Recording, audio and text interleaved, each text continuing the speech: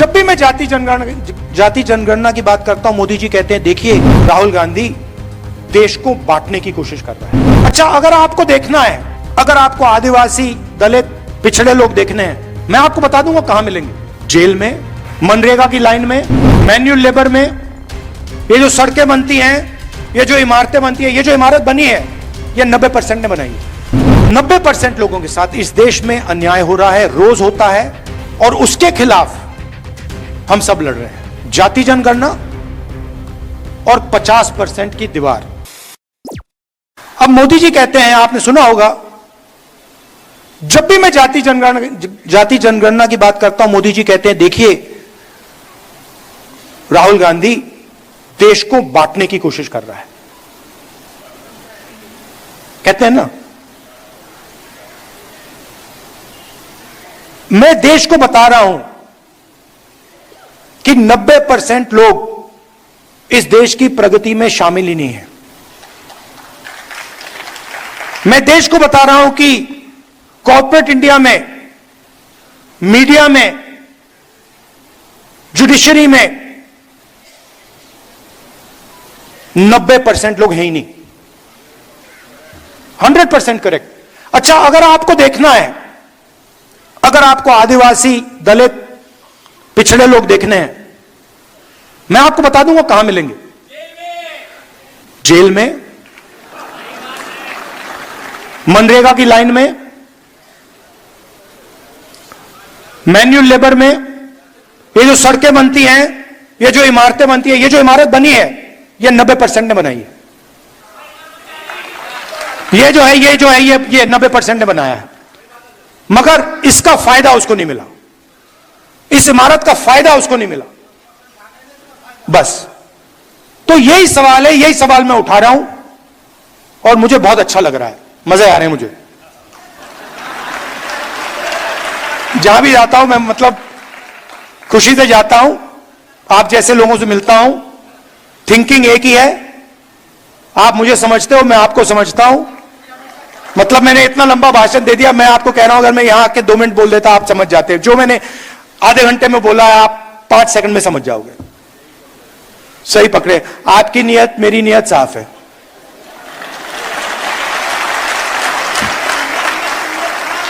तो एक टीम जैसे काम करना है, और पहला लक्ष्य है जाति जनगणना और 50% वाली दीवार। जय संविधान।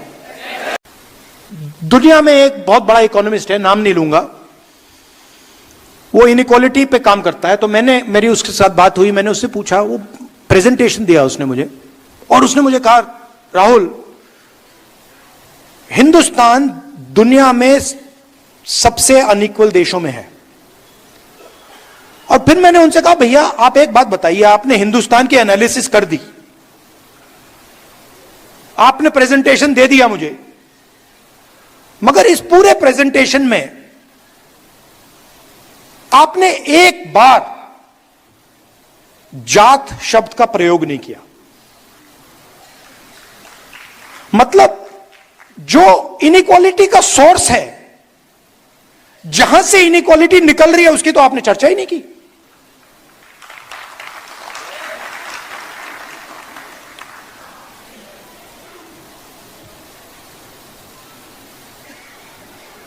मेरे 1-2 दोस्त हैं, कभी कभी बात हो जाती है, जनरल कास्ट के लोग हैं। तो एक दिन मेरा एक दोस्त कहता है मुझे तो जात नहीं दिखती। मैंने कहा कि तुझे कहां से दिखेगी?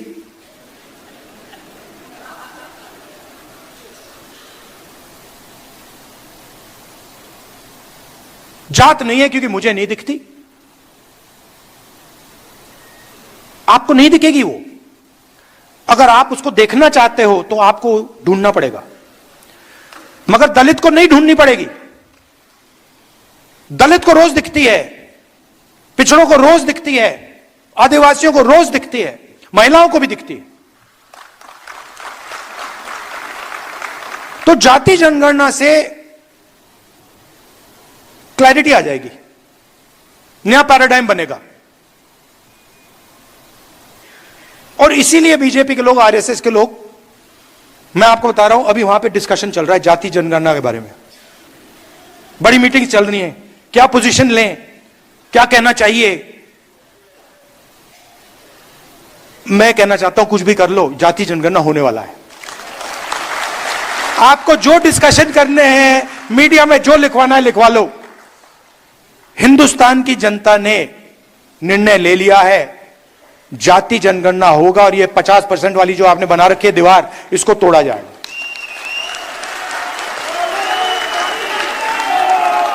तो ये आस्ते आस्ते आवाज बढ़ती जा रही है, इसको रोका नहीं जा सकता। हमारा काम आपका काम एम्प्लीफिकेशन का है, समझाने का है कि देखिए जाति जनगणना से संविधान बचेगा। अगर जनता को पता लग गया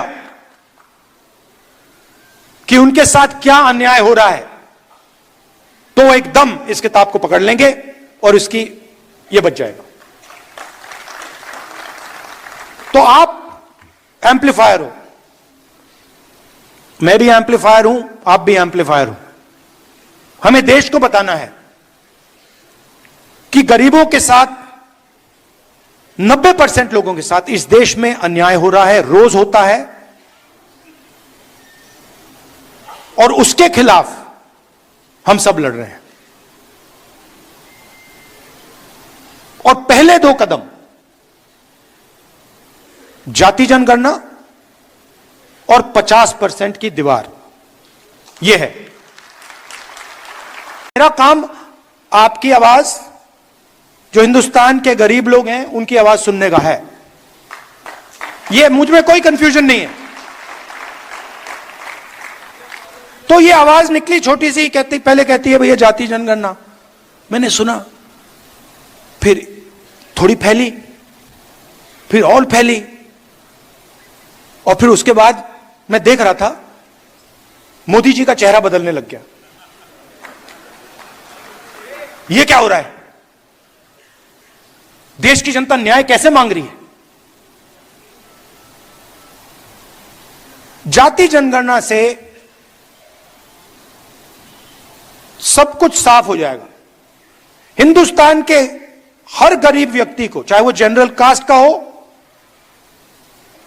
दलित हो, आदिवासी हो, पिछड़े वर्ग का हो, माइनॉरिटी हो, महिला हो, जो भी,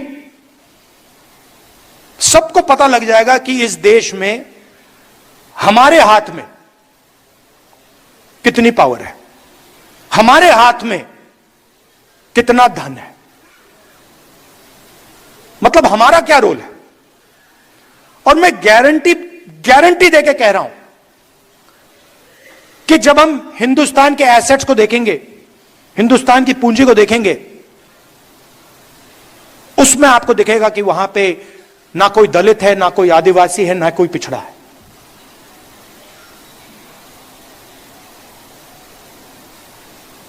और ये जो जाति जनगणना है, ये जैसे मैंने आपसे कहा, ये किताब नहीं है,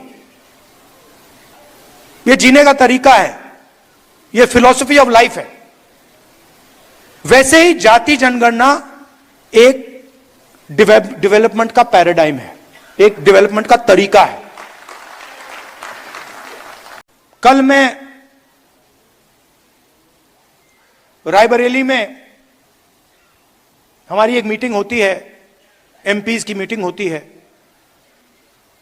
दिशा मीटिंग, उसमें गया। गलती से मैंने कह दिया, भैया ये जो सब अफसर हैं, अपना परिचय कर दीजिए।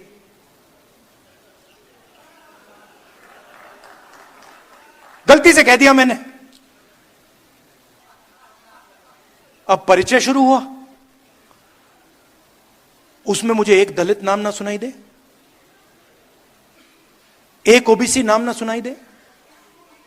फिर मैंने पता लगाया, मैंने अपने सेक्रेटरी से कहा, भैया ये इन सब के नाम निकालो और पता लगाओ इनमें से ओबीसी कितने हैं, दलित कितने हैं, आदिवासी कितने हैं, माइनॉरिटी के कितने हैं। झलक दिखी, 80%। एक दो कम्युनिटीज के, बाकी कोई नहीं। झलक दिखी। कभी कभी मैं गंगाराम अस्पताल चला जाता हूं, वहां पे दिखती है। वहां पे मैं ढूंढता हूं, भैया ये कोई दलित डॉक्टर दिख जाए मुझे, एक आदिवासी डॉक्टर दिख जाए मुझे, एक ओबीसी डॉक्टर दिख जाए। कॉर्पोरेट इंडिया में देखता हूं, भैया नाम मिल जाए एक। 500 कंपनियां हैं, 16 लाख करोड़ रुपया मोदी जी ने माफ किया है। 20-25 लोगों में देखता हूं, भैया इनमें से एक मिल जाए दलित, एक आदिवासी यहां मिल जाए, एक जनरल कास्ट का गरीब मिल जाए, ओबीसी मिल जाए। कोई नहीं मिलता। तो अगर आप देखना चाहते हो, सब जगह दिखेगा।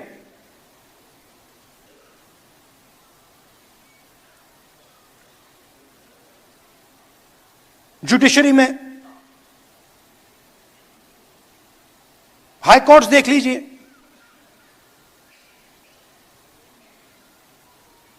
बड़े बड़े अफसरों को देखिए, 90% हिंदुस्तान उसमें आपको दिखेगा ही नहीं। मेरा काम जनता की आवाज सुनने का है, तो मैं सुन रहा था, और पहले एक छोटी सी आवाज आई, छोटी सी थी, जाति जनगणना। वो कोने से आई, वो ऐसे मतलब अगर मीटिंग हो, वो 200-300 लोगों ने नहीं कही, वो एक आदमी आया कोने से, कहता है जाति जनगणना। और फिर आस्ते आस्ते वो जाति जनगणना, जाति जनगणना, जाति जनगणना फैलती जा रही है। इसको हमने जाति जनगणना नाम दिया है। जैसे अंबेडकर जी की सोच, बसवना, गांधी जी की सोच को हमने यह नाम दिया है कॉन्स्टिट्यूशन, वैसे ही जाति जनगणना को हमने नाम दिया है। मगर जाति जनगणना का असली मतलब न्याय है। क्योंकि अगर इस देश में 90% लोगों के पास कोई पावर ही नहीं है, कोई पैसा नहीं है, कोई धन नहीं है, कोई एसेट्स नहीं है,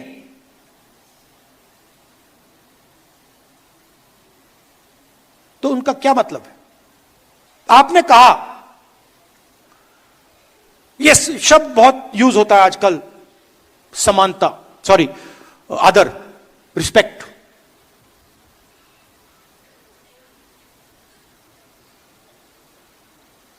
मेरी सोच है कि बिना पावर की, बिना धन के रिस्पेक्ट का क्या मतलब है? कोई भूखा मर रहा है, उसकी कोई सुनता नहीं है,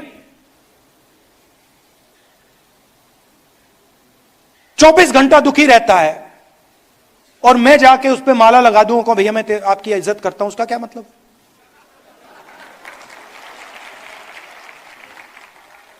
उससे अच्छा उसे शक्ति दो, उसके लिए रास्ते खोलो, उसको थोड़ा सा धन दिलवाओ, उसको थोड़ी पावर दो, और फिर आपकी रिस्पेक्ट की जरूरत ही नहीं पड़ेगी। फिर वो अपने आप रिस्पेक्ट ले जाएगा।